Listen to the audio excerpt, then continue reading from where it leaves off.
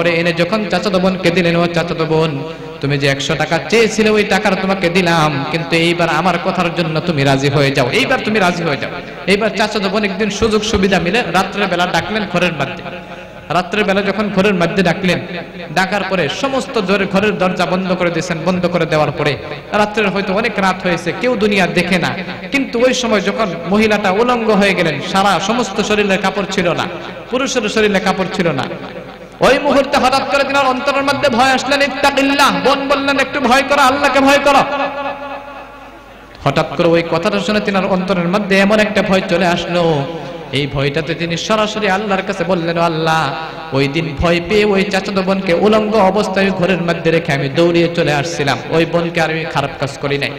আল্লাহ, ওই দিনের ভয়টা যদি আল্লাহ শুধু তোমাকে দেখানোর জন্য করেছিলাম, দুনিয়ার কাউকে দেখানোর জন্য করি নাই, এই আমলটা যদি তোমার কাছে ভালো লেগে থাকে, তাহলে তুমি আমাদেরকে এই কঠিন মুসিবত থেকে উদ্ধার করে দাও। পড়েন সুবহানাল্লাহ। এইবার আল্লাহ রাব্বুল আলামিন ওই 3 ভাগের যে 1 ভাগ বাকি ছিল, ওই ভাগটা আল্লাহ কিছু মুহূর্তের মধ্যেই পাথরটাকে সরিয়ে দিলেন। সুবহানাল্লাহ পড়েন। এইবার দেখেন আজাদ হয়ে গেলেন। এইটা কি নিয়ে দোয়া করেছিলেন? একটা হলো মা বাবার খেদমত করেছিল, আর একটা হলো যে আমানত রেখেছিল, আমানতের খেয়ানত করেনি, আমানতটা রেখেছিল। আরেকটা হলো জিনার থেকে বাঁচছিল, যেটা নাকি আল্লাহকে ভয় করত। এই আল্লাহকে ভয় করার জন্য দেখেন আল্লাহ কঠিন মুসিবত থেকে উদ্ধার করে দেয় না, কঠিন মুসিবত থেকে উদ্ধার করে দেয়। ওই জন্যই কেউ যদি আপনারা নিজে কখনো এই ধরনের গুনাহ করবেন না, এই ধরনের ভয় থেকে সবসময় আল্লাহকে ভয় করার দরকার আছে না? সবসময় ভয় করবেন, ভয় করবেন তো ইনশাআল্লাহ। এই মুসিবত থেকে যদি আল্লাহ আমাদেরকে বিরত রাখে, সবে পড়ে আমিন। এইজন্য ওয়াত্তাকু ফিতনাতাল্লা তুসিবান্নাল্লাযিনা যালামু মিনকুম খাসসা ওয়া আলামু আন্নাল্লাহ শাদীদুল ইকাব। আল্লাহ রাব্বুল আলামিন বলেন, ও আমার গোলামেরা, তোমরা এমন আযাব থেকে বাঁচো যে আযাবটা শুধু জালিমকে দেই না, আলিমকেও দেই, এই আযাব থেকে তোমরা বাঁচো। যেমন করে তুফান হয়, বৃষ্টি হয়, ভূমিকম্প হয়। হয়তো আপনাদের মহল্লায় একবার ভূমিকম্প হচ্ছে, শুধু খারাপ মানুষের বাড়িতে হয় না, হয় কি? একটা বাস অ্যাক্সিডেন্ট হয়েছে, একটা গাড়ি, একটা ট্রেন অ্যাক্সিডেন্ট হয়েছে, দুর্ঘটনা হয়েছে, ওইখানে কি শুধু খারাপ মানুষ থাকে? ভালো মানুষ থাকে না? ভালো মানুষ মরে, খারাপ মানুষ মরে। ঠিক ওই রকম করে আল্লাহ বলেন, ওয়াত্তাকু ফিতনাতাল্লা তুসিবান্নাল্লাযিনা যালামু মিনকুম খাসসা, তোমরা ওই আযাবকে ভয় করো যে আযাব নাকি শুধু আমি জালিমকে দেই না, আলিমকেও আমি মারি। এই আযাবকে তোমরা ভয় করো। সবাই ভয় করবেন তো ইনশাআল্লাহ।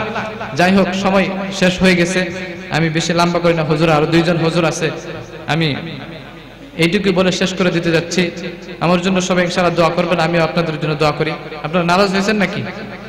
আমার উপর নারাজ আপনারা? আমার জন্য দোয়া করবেন সবাই ইনশাআল্লাহ। সবাই পড়ে আমিন। আল্লাহ রাব্বুল আলামিন আমাদেরকে বলা এবং শোনার চাইতে বেশি বেশি আমল করার তৌফিক দান করে। সবাই পড়ে আমিন। আমি এইটুকু বলে শেষ করে দিচ্ছি। ওয়া আখিরু দাওয়ানা আনিল হামদুলিল্লাহি রাব্বিল আলামিন। আসসালামু আলাইকুম ওয়া রাহমাতুল্লাহি ওয়া বারাকাতুহু। আসসালামু আলাইকুম ওয়া রাহমাতুল্লাহি ওয়া বারাকাতুহু। মহিউদ্দিন সোনারপুরে বাড়ি। ভাই যদি এসে থাকেন অফিসে সাক্ষাৎ করবেন, আপনার জন্য অপেক্ষা করছেন শমশের চাচা। আলহামদুলিল্লাহ বাবজি, আপনারা জানেন আপনার এই নূর মাদ্রাসার ছাত্র মাওলানা আবুল ফারা। আলহামদুলিল্লাহ আপনাদের মেহনত শুধু এই নয়, শুনেছেন আপনাদের মাদ্রাসায় পড়াশোনা করে আজ এত বড় বড় বক্তা বেনেছেন। যেমন আপনারা শুনেছেন আইনুল হক ডায়মন্ড হারবার, খুব বড় বক্তা, বাইরে প্রচুর নাম, আপনার মাদ্রাসার ছাত্র।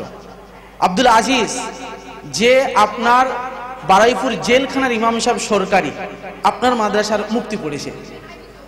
তো এ আবুল ফারা, আমি চেয়েছিলাম এবছর পুরো আপনাদেরই বাচ্চা নিয়ে জলসাটা কমপ্লিট করব, যে আপনাদেরই সব ছাত্র তারা এসে জলসা করবে, কিন্তু ওনাদের এত ডেট ছিল যে ডেট আমরা পাইনি।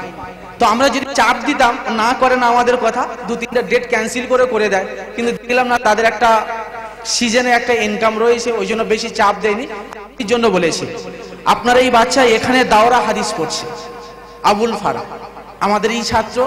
আপনার ওই ছোট দোয়া, আপনার ডাল পানি, আপনার চাল চাঁদা, আপনার মেহনত, আপনার দোয়া, আপনার জমিন দেওয়া, আপনার পরামর্শে আজ পৃথিবীর কোনায় কোনায় যাদের ছড়িয়েছে, এটা কেবলমাত্র আপনাদের দোয়া, আপনাদের কেবলমাত্র মহব্বত, আপনাদের কেবলমাত্র অনুদানে, আপনাদের কেবলমাত্র অন্তরস্থল থেকে যে দোয়া দিয়েছেন তার প্রতিফল। এবার আজ জানেন 30,000 টাকা করে, 35,000 টাকা করে এনার ভিসি বাইরে। ছুটি ছিল, পরীক্ষার পরে ছুটি নিয়ে আগে চলে গিয়েছিল, ভক্তি ছিল।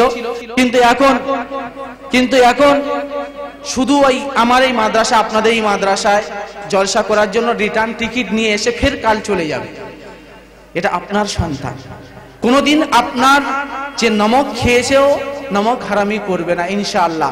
ইনশাআল্লাহ এই বাচ্চার মারফতে যতগুলো দিনদারি বানবে, যতগুলো ওলামা বানবে, যতগুলো নামাজ পরেজগারি বানবে, আপনার আমল নামায় সে সব তার অধিকারী আপনিও পাবেন, আপনার অ্যাকাউন্টে জমা। সাদগায়ে জারিয়া একে বলা হয়। আপনার টাকা, আপনার সম্পদ, আপনার মাশাআল্লাহ পরামর্শে যে বাচ্চা তৈরি হয়েছে, বিশ্বের কোনায় কোনায় দিনকে প্রচার করে, তার সবের অংশীদার আপনিও হবেন। এ বাচ্চা আছে, দোয়া করবেন বাচ্চার জন্য ইনশাআল্লাহ। এখনো এর পড়ার সময় রয়েছে, কারিও পড়তে পারবে, মুফতি পড়তে পারবে। আপনার মাদ্রাসায় এতগুলো কোর্স রয়েছে আলহামদুলিল্লাহ।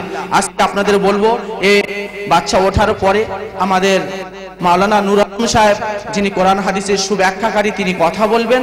আপনাদের কাছে একটা অনুরোধ করব, আপনারা এই জামিয়া কোনোদিন ইনশাআল্লাহ আল্লাহ কবুল করে নিয়েছেন, কোনোদিন বন্ধ যাবে না।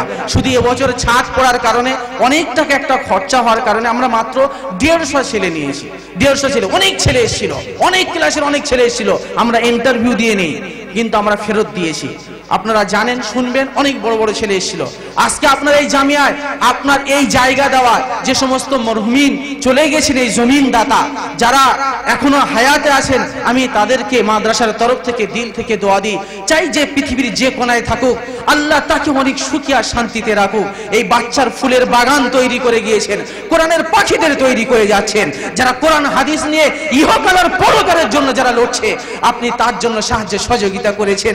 আশা করি আল্লাহ আপনাদের এই অনুদান, আপনার এই কোনোদিন পরামর্শ, আপনার এই যে দয়া দেখানো, আল্লাহ কোনোদিন বিফলে দেবেন না। আখিরাত এবং দুনিয়ায় দুটো পাবেন, বলুন আল্লাহুম্মা আমিন। আল্লাহ আমাদেরকে কবুল করে নিক। আমার মা বোনরা আঁচল খুলে দিয়েছেন। আজকে আপনার এই বাচ্চায় এমন এমন আছে যারা বাপের ডেথ সার্টিফিকেট, অর্থাৎ এতিম বাচ্চা, এমন বাচ্চা প্রচুর পড়াশোনা করছে। এমনকি শুনবেন, একটা ঘটনা বললে আপনার লোম খাড়া দিয়ে উঠবে। কিছুদিনের কথা বলছি, 1.5 মাসের কথা বলছি। আমার মাদ্রাসায়, আপনার মাদ্রাসায় একটা বাচ্চা পড়ছিল, তার পেটের প্রচুর যন্ত্রণা উঠেছে, হাউ হাউ করে কাঁদছে। গার্জিয়ানকে আমি ফোন করেছি। ফার্স্ট আমাদের এখানে নজরুল ডাক্তার রয়েছেন আলহামদুলিল্লাহ, উনি সারা বছর বাচ্চাদের প্রাইমারি ট্রিটমেন্টটা উনি ফ্রিতে করান। উনি আলহামদুলিল্লাহ, ওনার দিলটা এত নরম, পুরো বাচ্চাদেরকে মহব্বত ভালোবাসার সাথে তিনি ট্রিটমেন্ট করান ফ্রিতে। আমরা শুধু একটা স্ট্যাম্প মেরে সই করে দিলে তিনি এটাকে দেখান। তিনি আজ এখানে উপস্থিত হতে পারেন, অসুস্থ, তার আশার ছিল। তো ওনার সাথে ওনার ভাইপো হাসানুর রহমান, তিনিও আছেন আলহামদুলিল্লাহ, জানেন আপনারা কম বেশি।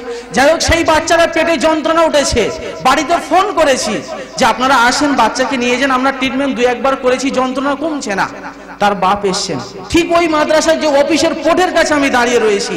দৌড়ে এসেন, হাত দুটো ধরেছেন, আর হাউ হাউ করে কেঁদে উঠছে, যে বলছে হুজুর মাফ করবেন, আমি এই বাচ্চাকে 2 বার অপারেশন করেছি, 2 বার অপারেশন করেছি। আমি খুব গরিব, আমি একে খরচা করেছি, করে আমার অনেক দেনা হয়ে গেছে, আমার আর অপারেশন করার মতো আমার সামর্থ্য আর নেই। আপনি যদি চান বাচ্চাকে এখানে রাখেন, এখানে শহীদ হয়ে যাক, বাড়িতে গেলে নয়, এখানে শহীদ হয়ে যাক আমার বাচ্চা, আমি নিয়ে যাব না। খোদার কসম, সেদিন আমার লোম এতটা খাড়া দিয়ে উঠেছিল, আর সেদিন আমি আজম করে নিয়েছি, সেদিন একই করে নিয়েছি, চাই এখানে হোক, চাই পৃথিবীর কোণে কোণে হোক, আমি এতিম বাচ্চাদের জন্য, এদের আহারের জন্য, এদের থাকার ব্যবস্থার জন্য ভাইদের কাছে ভিক্ষা করব। ভাই গালি দিক, ভাই আমার বুড়ো ভালো বলুক, ভাই আমাকে যত ধরনের ব্যবহার করুক, আমি এই দিলে সহ্য করব। আমি এমএ পড়া ছেড়ে চাকরিও এসেছিল, মুক্তি বাউলাটা দেবন্দের মতো জায়গায় পড়েছি। আমি বলেছি আজ থেকে আমি এটা আজম করছি, আজ আমার এখানে খিদমত করা আল্লাহ যদি তৌফিক রাখে এখানে করব, পৃথিবীর কোনো কোনায় যদি হয় সেখানে করব। এই সমস্ত এতিম বাচ্চাকে আমি হাতে ওর বাপকে বললাম যে আপনি 1000 টাকা আমি দিয়েছি, আপনি নিয়ে যান, এখানে তো মা বাপ নেই, তার সুষম পরিষেবা দিতে পারবে না, গরম ঠান্ডা পানির বিষয় আছে, একে নিয়ে যান। আর যদি কোনো ওষুধ লাগে, কোনো প্রেসক্রিপশন আমার মোবাইল হোয়াটসঅ্যাপে দেবেন, আমি কোনো ভাইয়ের কাছ থেকে নিজে থেকে আমি ওকে ট্রিটমেন্টের জন্য দেব, এমন কথা বলবেন না। এই রকম বাচ্চা আপনি কয়েকটা পাবেন। রমজান মাসে ছুটি হয়, বকরা ঈদে ছুটি হয়, মা বাপ বলে হুজুর আপনার এখানে রাখেন না, বাচ্চাদের এখানে আহার। মা বাপ চায় ছুটি হয়েছে বাচ্চাকে ঘরে নিয়ে আনন্দ করি। মা বাপ এত গরিব, কেউ মিন ধরে খায়, পাথর প্রতিমায় বাড়ি, বদখালি বাড়ি, কাকখালিতে বাড়ি, এইরকম জায়গায় কাঠ বিক্রি করে খায়, বাচ্চাকে খাওয়ালে নিজে খেতে পায় না, নিজে খেলে বাচ্চাদের খেতে পায় না। এইরকম বাচ্চা রয়েছে আলহামদুলিল্লাহ, অনেক বাচ্চা যারা আপনাদের ক্ষুদ্র ক্ষুদ্র টাকায়, ক্ষুদ্র ক্ষুদ্র চাঁদায়, ক্ষুদ্র ক্ষুদ্র দোয়ায় তারা আজ প্রায় মাসে 4